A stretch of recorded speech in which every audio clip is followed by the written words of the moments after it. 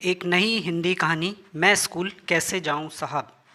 एक 10 साल का लड़का दिन के समय नंगे पैर ही एक सड़क के किनारे फूल बेच रहा था और कई लोग उससे फूल भी खरीद रहे थे।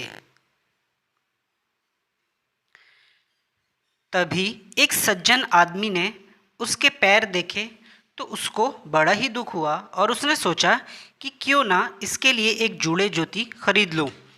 तभी वो उस सड़क के सामने एक दुकान पर गया और उसने उस लड़के के लिए एक जोड़ी जूते खरीदकर उस गरीब लड़के को पहना दिए। तभी जूते पहनकर वो गरीब लड़का बहुत ही खुश होकर बोला कि साहब, क्या आप भगवान हैं? तो वो आदमी मुस्कुराता हुआ बोला कि नहीं। तब वो फूल वाला लड़का बोला, अच्छा, तो अब मैं समझा आप भगवान के दोस्त हैं। तो उस आदमी ने कहा कि हाँ, तुम ऐसा ही समझ लो कि मैं उनका सेवक ही हूँ। लेकिन तुम यह सब क्यों पूछ रहे हो? तो उस लड़के ने कहा कि साहब, कल ही मैंने मंदिर में जाकर भगवान से अपने लिए जूते मांगे थे और आज ही उन्होंने आपको जूते लेकर भेज दिया। तभी उस आदमी ने जब उस लड़के का चेहरा देखा तो वो बहुत ही ज़्यादा खुश था। तो उसने उस लड़के से पूछा कि बेटा, क्या तुम स्कूल नहीं जाते?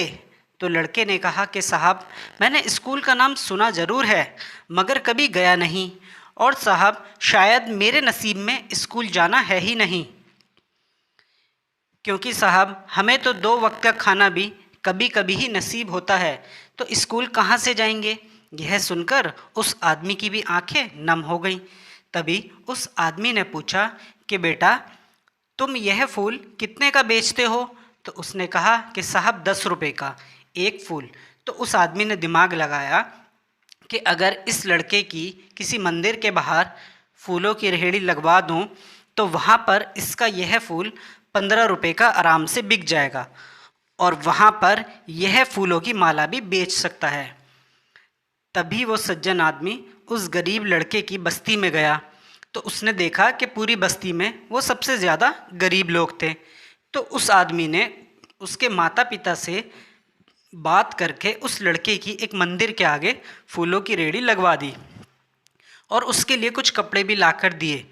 तभी उस लड़के ने उस आदमी से पूछा कि साहब, आपने हमारी इतनी सहायता की, इसके लिए आपका शुक्रिया, और अब आपने मुझे एक अच्छा काम भी दे दिया और लगता है आप तो खुद ही भगवान ही हैं।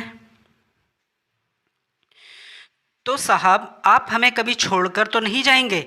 तो वो उस लड़के को अपने घर का पता लिखकर दे देता है और उससे यह कहकर चला जाता है कि तुम्हें कभी भी कोई भी परेशानी हो तो तुम अपने माता पिता को लेकर मेरे घर ज़रूर आना, लेकिन बेटा तुम मेरी एक बात को हमेशा ध्यान रखना कि तुम खूब मेहनत करना, लेकिन ईमानदारी से। और हाँ बेटा, हो सके तो तुम शाम के समय एक ट्यूशन लगवा लेना और खूब पढ़ना, ताकि तुम्हें कभी कोई हिसाब में धोखा ना दे सके।